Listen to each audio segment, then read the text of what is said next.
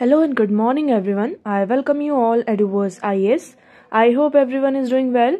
So today is 21st April 2024 and we are going to discuss important news and articles from The Hindu newspaper. So let's see what important news we got today to discuss. But before starting the video, for PDF join Telegram channel Eduverse IAS. Link आपको description box में provided है.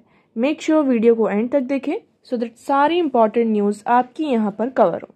तो चलिए start करते हैं और देखते हैं आज हमें क्या क्या डिस्कस करना है. Okay, now the first article is election commissioner order to repolling in 11 Manipur booth tomorrow. अब एक्चुअली यहाँ पर हुआ क्या है, मणिपुर में इलेक्शंस हुए हैं और जहाँ पर हमने ये देखा जो पोलिंग बूथ है वहाँ पर 5 असेंबलीज में हमने ये देखा कि बहुत ज़्यादा यहाँ पे गन फायरिंग हुई है, मॉब वायलेंस हुआ है, गन फायरिंग हुई है और जितनी भी मतलब कि बहुत सारी जो इलेक्ट्रॉनिक वोटिंग मशीन थी, ईवीएम मशीन थी, उन्हें यहाँ पर डिस्ट्रॉय कर दिया गया है. इसी के चलते इलेक्शन कमीशन ने अनाउंस किया है कि यहाँ पर रीपोलिंग की जाएगी 22 अप्रैल मतलब कल. यहाँ पर ऑर्डर दिया गया है कि आपके यहाँ पे फिर से इलेक्शंस होंगे. ओके, नाउ नेक्स्ट मूव करते हैं. ये आपके लिए यहाँ पर इंपॉर्टेंट हो जाता है. IRDAI removes age bar for purchasing health insurance. अब देखिए एक्चुअली पहले क्या होता था, हेल्थ इंश्योरेंस को परचेस करने के लिए एक क्राइटेरिया था, एक एज लिमिट थी कि अगर आप 65 ईयर्स के हैं और आपने मतलब 65 को क्रॉस कर लिया है और आप 65 तक हैं तो आप क्या कर सकते हैं, यहाँ पर न्यू हेल्थ इंश्योरेंस जो पॉलिसीज हैं उसको परचेस कर सकते हैं. बट अभी हाल ही फिलहाल में कुछ चेंजेस किए गए हैं. Insurance regulatory and development authority of India ने यहाँ पर ये मूव लिया है कि जो आपका हेल्थ इंश्योरेंस पॉलिसी है 1 अप्रैल से ये इफेक्ट में आने वाली थी. सो हेल्थ इंश्योरेंस पॉलिसी में यहाँ पर जो एज लिमिट थी इसे रिमूव किया गया है. ये जो आपकी यहाँ पर एज लिमिट थी, जैसे कि अभी हमने बात की कि 65 ईयर्स है ना, तो इस एज लिमिट को यहाँ पर रिमूव कर दिया गया है. अब कोई भी पर्सन यहाँ पर हेल्थ पॉलिसीज को क्या कर सकता है, परचेस कर सकता है. Okay, so there was an age limit of 65 years to buy a new health insurance policies. The IRDAI's latest move is aimed at bringing in extended health benefit to senior citizen. तो जितने भी हमारे senior citizens हैं उन health benefits उनको उनके पास तक जाए, इसलिए हमने इसका क्या किया है, इसको और ज़्यादा extend कर दिया. Okay, so health insurance provider must develop specialized policies catering to senior citizen and establish dedicated channel for addressing their claim and grievances. Companies are encouraged to develop tailored product to meet the specific age related requirements. तो यहाँ पे companies को क्या किया गया है, आपका tailored करने के लिए डेवलप किया गया है कि जो भी यहाँ पे एज स्पेसिफिक रिक्वायरमेंट्स है, एज रिलेटेड यहाँ पर कोई भी स्पेसिफिक रिक्वायरमेंट्स है तो उसको यहाँ पर क्या किया जाए, उस प्रोडक्ट को यहाँ पे टेलर किया जाए और कंपनीज उसको चीज को एनकरेज करें. अब देखिए हम इस बॉडी के बारे में देख लेते हैं. IRDAI ये बॉडी क्या है, ये आपकी एक ऑटोनोमस बॉडी है. ठीक है, जिसका काम क्या होता है कि इंडिया में जो इंश्योरेंस होते हैं आपके हेल्थ इंश्योरेंस, इसको रेगुलेट और मैनेज करने की रिस्पॉन्सिबिलिटी होती है insurance regulatory and development authority of India. Here you will C. So the insurance regulatory and development authority of India is an autonomous and statutory body. It is responsible for managing and regulating the insurance and re insurance industry in India. सो यहाँ पर आप सभी को समझ में आया, जो भी इंश्योरेंस और इंश्योरेंस इंडस्ट्रीज इंडिया में इंश्योरेंस प्रोवाइड करती हैं, सो उन्हें मैनेज करना, उन्हें रेगुलेट करने का काम किसका होता है, IRDAI का होता है. So the insurance regulatory and development authority of India which was established by an act of parliament specifies the composition of the authority under section 4 of the IRDAI act of 1999. Okay, so up until the year 2000 the Indian government oversaw and regulation the insurance sector. पहले यहाँ पर जो Indian government थी वो सारा ये जितना भी इंश्योरेंस सेक्टर था उस चीज को रेगुलेट करती थी और देखती थी. बट जब से ये बॉडी आ गई है, सो देखिए, so the IRDAI was created in 2000. ये 2000 में क्रिएट हुआ है to implement a stand-alone apex body to at the advice of Malhotra Committee report from 1999. So 1999 में क्या होता है, मल्होत्रा कमिटी रिपोर्ट आती है, ठीक है, जो ये एडवाइस करती है कि यहाँ पर एक एपेक्स बॉडी होनी चाहिए जो कि क्या करे, जो भी हमारा इंश्योरेंस सेक्टर है उसको रेगुलेट करे और वहां पर उस चीज को मैनेज करें. सो यहाँ पर 2000 में हम इस बॉडी को क्या करते हैं, क्रिएट करते हैं. So the DAI started accepting registration requests through invitations in August 2000 and started allowing foreign businesses to invest up to 26% in the market. Okay, so it is the apex body of supervisors and regulated the insurance sector in India. ये आपकी सबसे apex body है, मतलब कि high body है, जैसे कि हमारा सुप्रीम कोर्ट होता है, आपका क्या वो apex कोर्ट है, इसी तरीके से apex बॉडी है जो कि क्या करती है, हमारा जो इंडिया का इंश्योरेंस सेक्टर है उससे सुपरवाइज और रेगुलेट करती है. इसका ऑब्जेक्टिव आप सभी को पता है, to protect the interest of policy holders, regulate, promote and insure orderly growth of the insurance industry in India. India की जो इंश्योरेंस इंडस्ट्रीज हैं उसे कैसे रेगुलेट करना है, प्रमोट कैसे करना है और इंश्योर ऑर्डरली यहाँ पे ग्रोथ भी कैसे हो रही है. ये मिनिस्ट्री ऑफ फाइनेंस के अंडर आती है. इसका हेड ऑफिस आपका हैदराबाद में है. कंपोजिशन की बात कर लेते हैं. इसमें टोटल 10 मेंबर्स हैं आपके, chairman, 5 full time members and 4 part time members appointed by the government of India. Okay, तो आपके देखिए एक तो चेयरमैन हो गए, 5 यहाँ पे फुल टाइम है और 4 आपके यहाँ पर पार्ट टाइम मेंबर्स हैं. फंक्शंस की जो हमने अभी बात कर ही ली है कि क्या क्या इनके फंक्शंस हैं, like protecting policy holders interest, licensing and establishing norms for insurance intermediaries, promoting professional organisations in insurance, regulating and overseeing premium rates and जो मतलब कि प्रीमियम रेट्स वगैरह जो है, टर्म्स एंड कंडीशंस क्या है नॉन लाइफ इंश्योरेंस कवरेज के, है ना. तो इन सारी चीजों का काम क्या हो, ये सारे जो काम होते हैं ये किस बॉडी के होते हैं, आपके IRDAI, इसके यहाँ पर काम होते हैं. Okay, so I hope this one is clear to you. Now next move करते हैं. So the next article is India chooses to regulate not ban single use plastic. अब देखिए यहाँ पर बात चल रही है कि जो सिंगल यूज प्लास्टिक है उसे बैन कर दिया जाए, बट इंडिया ने यही कहा कि हम सिंगल यूज प्लास्टिक को बैन करने के बजाय instead of banning single use plastic we can regulate this. Okay, so the aim of negotiating countries is to implement global national measures such as removing products from the market, reducing production using alternative methods, non plastic substitutes. तो यहाँ से हम क्या कर सकते हैं, plastic के बजाय इंस्टेड ऑफ प्लास्टिक जो हमारे नॉन हैं उनके सब्स्टिट्यूट्स जो अल्टरनेटिव्स हैं उनको यूज किया जा सकता है. Okay, so ahead of week long negotiation involving 192 countries that are expected to begin in Toronto, Canada. यहाँ पे 192 कंट्रीज आपकी इन्वॉल्व होने वाली हैं. यहाँ पर ये आपका वीक लॉन्ग नेगोशिएशन होने वाला है. इसमें यहाँ पे बातचीत की जा रही है कि like getting the globe to progress of in eliminating plastic pollution. हमें यहाँ पे प्लास्टिक पॉल्यूशन को क्या करना है, पूरी तरीके से एलिमिनेट करना है. So India is in a favour of regulating and not eliminating single use plastic. India किसके फेवर में है कि हम सिंगल यूज प्लास्टिक को रेगुलेट करें इंस्टेड ऑफ बैनिंग. ओके, सो ये यहाँ पर है. अब एक्चुअली अभी आप सभी को पता है 2021 में हम plastic waste management amendment rules लेकर आते हैं जिसमें हमने 19 कैटेगरीज जो सिंगल यूज प्लास्टिक्स हैं उनको बैन किया है, like disposable goods that are made with plastic but are generally used and throw after a single use and include plastic cups, spoons, earbuds, decorative thermocol, wrapping or packaging film used in covers, sweet boxes and cigarette packets, plastic cutlery. तो इन सारी चीज़ों को ban किया गया है. But you have to यहाँ पर आप थोड़ा ध्यान देंगे, you have to observe this point here that the plastic bottles are not included in this category. Okay, जो हम प्लास्टिक बॉटल्स का यूज करते हैं for the water, so it is not included in this category. Okay, so like such as milk cartons, आपके packaging boxes है, multi layered plastic bottles. So moreover even the single use plastic item that are banned are not uniformly enforce nationally. Okay, although यहाँ पर हम क्या देख रहे हैं कि बैन किया गया, बट स्टिल हम स्टिल वी सी दैट कि बहुत सारे प्लेसेस पर इसको यूनिफॉर्मली इन्फोर्स नहीं किया गया है.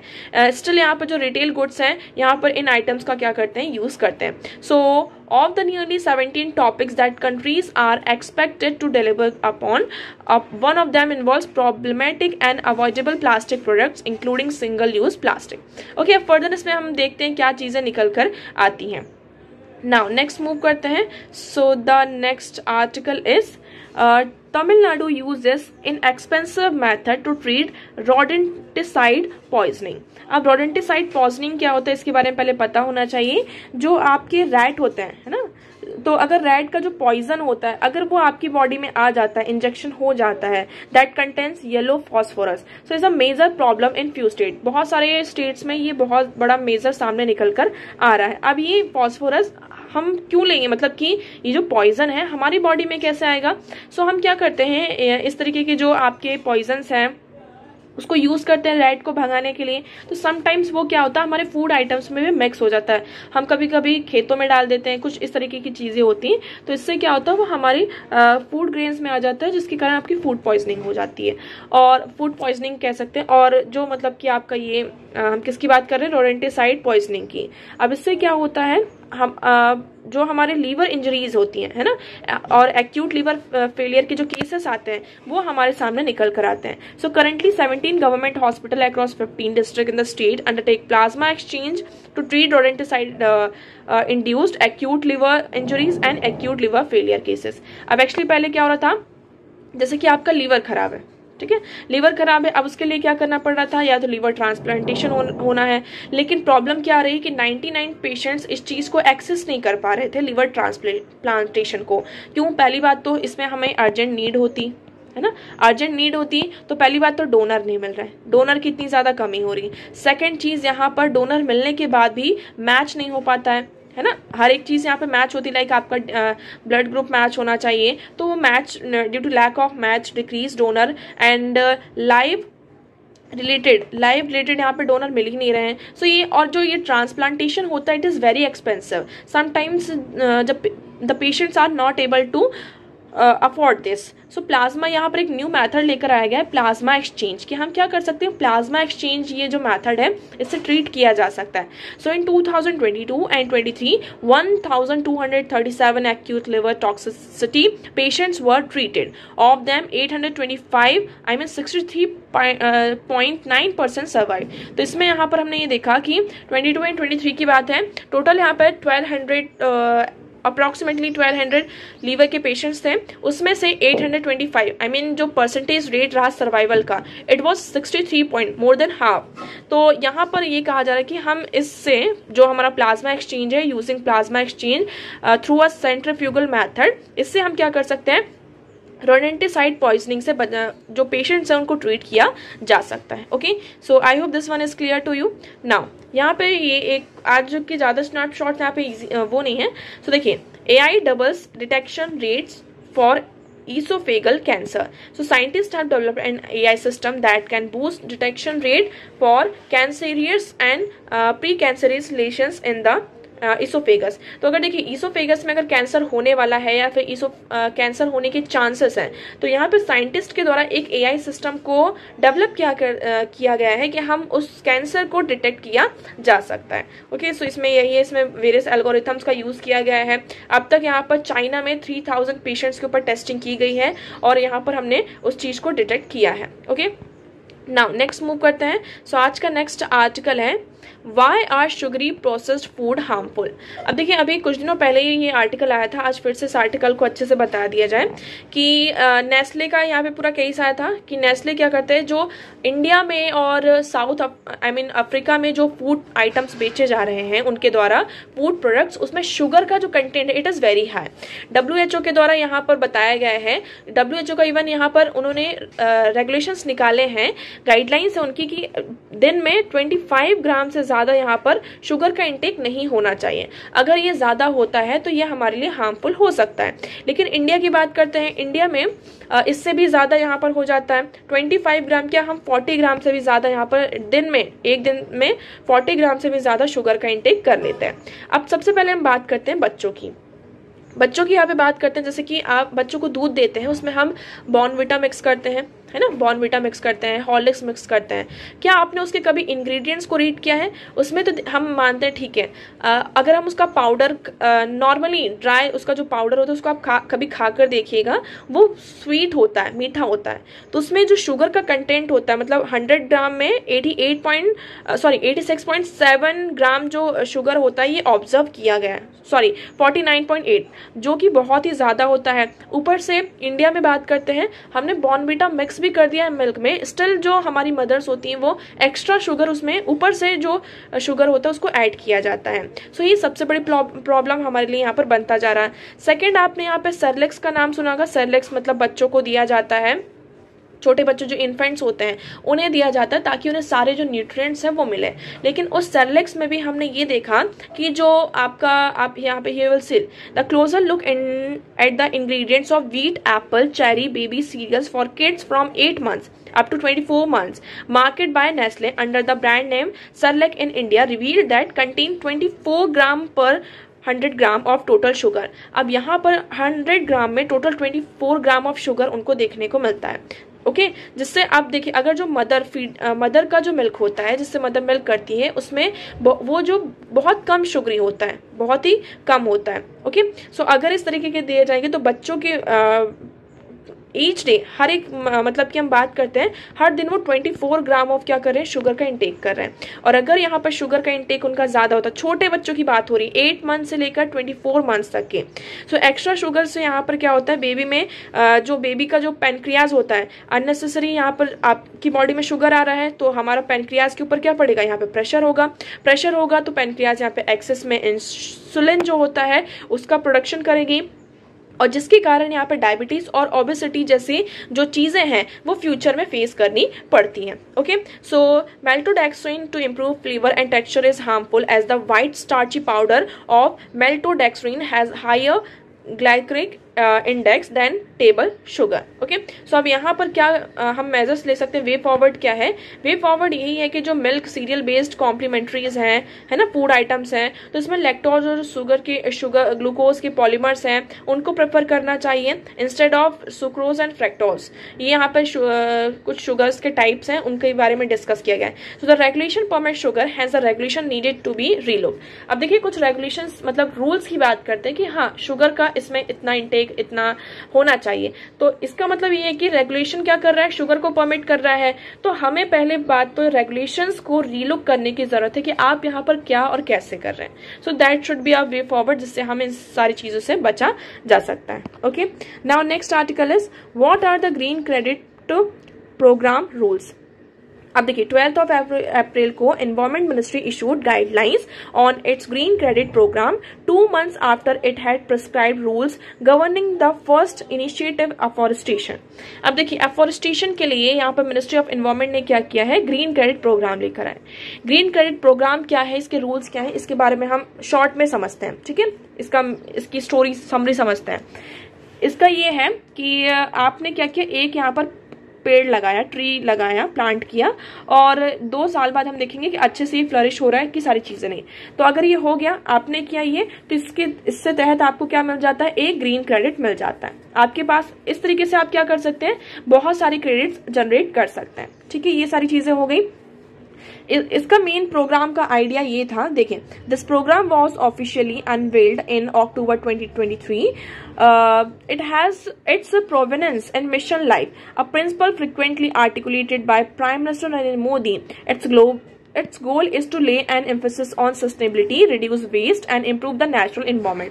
तो यहाँ पर हमारा टारगेट ये है कि हम सस्टेनेबिलिटी पर फोकस करें, यहाँ पर जो वेस्ट है उसको रिड्यूस करें और जो नेचुरल एनवायरनमेंट है इसे इम्प्रूव किया जाए। So the programme presents itself an innovative market based mechanism to incentivise voluntary actions for environmental conservation according to document of the environment ministry. Okay, so यहाँ पर इन्वायरमेंट हम मार्केट बेस्ड एक mechanism लेकर आ रहे हैं, जिससे कि वॉलंटरी बेसिस पर क्या होगा, एक इंसेंटिव लिया जा रहा है और हम इन्वायरमेंट को भी क्या कर सकते हैं, बचा सकते हैं। ठीक है, जिससे यहाँ पे कंजर्वेशन होगा, आपका एयर पोल्यूशन कम होगा, वेस्ट मैनेजमेंट होगा, मैनग्रोव कंजर्वेशन, और ये सारी चीजें होंगी। और साथ साथ हम ग्रीन क्रेडिट्स को भी क्या करेंगे, रिसीव करेंगे। ये सारी चीजें हो गई। ओके, इससे आपका जो अफॉरेस्टेशन का जो आइडिया इनिशिएटिव है ये भी यहाँ पर होगा। तो हमने ये सारी चीजें करें। इसमें जो बड़ी बड़ी आपकी कंपनीज है, like public sector companies such as Indian Oil, Power Grid Corporation of India, the National Thermal Power Corporation, Oil India, Coal India, National Hydro Corporation have reported registered to invest in the program. तो यहाँ पे इन companies ने इस programme में invest करने की बात की। टोटल यहाँ पे 13 स्टेट को 387 लैंड पार्सल्स यहाँ पे दिया गया है, जो डिग्रेडेटेड फॉरेस्ट लैंड है, कि वर्थ नियरली 10,983 हेक्टेयर्स तक का है कि उन्हें क्या करना है, पूरा यहाँ पर इस लैंड को, ये डिग्रेडेड फॉरेस्ट लैंड है तो यहाँ पर इन्हें क्या करना है, प्लांटेशन अफॉरेस्टेशन करना है। लेकिन यहाँ पे कंट्रोवर्सी क्या आ रही, कंट्रोवर्सी पहली चीज ये आ रही है कि पहले यहाँ पर ऐसा प्रोविजन था, फॉर एग्जांपल यहाँ पे कोई कंपनी है, उनको ये वाले लैंड का यूज है, लेकिन ये क्या है, आपका फॉरेस्ट लैंड है, ठीक है।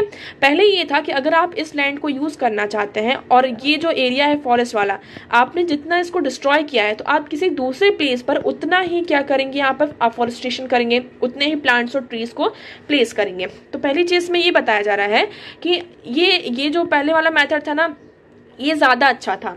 सो here you will see question multiple aspect of it. The first is that it makes a community out of the environmental conservation, ठीक है। India's forest conservation law oblique any industry that is allowed to raze forest and use that land for non forestry purpose to provide an equivalent amount of non forest land to the forest authorities and pay them afford that land. तो उन्हें पहले क्या करना पड़ता, जैसे कि हमें ये वाला लैंड चाहिए, ये फॉरेस्ट लैंड था, लेकिन हमें किस नॉन फॉरेस्ट्री पर्पज के लिए इसका यूज करना है, तो फॉरेस्ट अथॉरिटी को आपको क्या करना होगा, उतना लैंड देना होगा और उस लैंड को अफॉरेस्ट करने के लिए जो भी यहाँ पर अमाउंट लगेगा वो देना होगा। सो यहाँ पर एक तरीके से क्या हो गया है, ये पहली चीज हो गई। दूसरी, यहाँ पर ये जो ग्रीन क्रेडिट्स है इसको एक्सचेंज भी किया जा सकता है ना। तो मतलब आपने 10 पेड़ लगा ले तो आपके पास 10 ग्रीन क्रेडिट्स आ गए, तो आप क्या कर सकते हैं, इसको मार्केट में एक्सचेंज भी कर सकते हैं। इससे क्या होगा, जो माइनिंग वगैरह है, इंफ्रास्ट्रक्चर कंपनीज हैं, इनके लिए बहुत ही ज्यादा ये इजी हो जाएगा। सेकंड, यहाँ पर हम जो बात कर रहे हैं, planting trees does not automatically boost ecosystem. अगर हम एक प्लांट लगा देंगे तो इससे हमारा इकोसिस्टम बूस्ट नहीं होगा। इंडिया में 200 टाइप्स ऑफ फॉरेस्ट हैं, you have to remember this.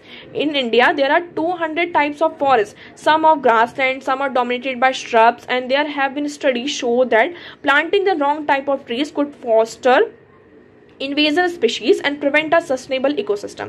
और अगर हम किसी भी तरीके के प्लांट लगाते रहते हैं, हमने कुछ भी प्लांट लगा दिया, सो ये जरूरी नहीं है कि आप सिर्फ प्लांट लगाएं। प्लांट कौन सा लग रहा है, कौन सा ट्री आप यहाँ पे प्लांट कर रहे हैं, that is very important. Because इससे क्या होता है, एक स्टडी सामने आया है कि अगर हम रॉन्ग टाइप ऑफ प्लांट लगाते हैं, ट्रीज यहाँ पर लगाते हैं, इससे क्या होगा, जो इन्वेजिव स्पीशीज है इसका यहाँ पर ज्यादा हो जाएंगी यहाँ पे, और हम यहाँ पे जो सस्टेनेबल इकोसिस्टम है जिसको हम प्रिवेंट करने की बात कर रहे हैं वो सस्टेनेबल नहीं होगा, और इन्वेजिव स्पीशीज का यहाँ पे जो मोनोकल्चर है वो प्रमोट होता जाएगा। साथ साथ यहाँ पर ये भी कहा जा रहा है, green credit that result in storing carbon from trees may be use for carbon trading. इसका हम कार्बन ट्रेडिंग में भी क्या कर सकते हैं, यूज कर सकते हैं। ओके, सो अभी फर्दर हम देखते हैं इसमें सारी चीजें क्या होती हैं, बट आई होप आपको ये ग्रीन क्रेडिट क्या है ये सारा यहाँ पर क्लियर होगा। सो आज के न्यूज़पेपर में इतने ही इंपॉर्टेंट आर्टिकल्स थे, आई होप आपको सारी चीजें क्लियर होंगी, but still if you have any doubt you can ask in comment section. आज का वीडियो कैसा लगा एक बार कमेंट सेक्शन में जरूर बताइएगा। अगर वीडियो पसंद आया हो सो उसे लाइक करना, चैनल को सब्सक्राइब एंड शेयर करना ना भूलें। So that's for all today, thank you so much for discussion.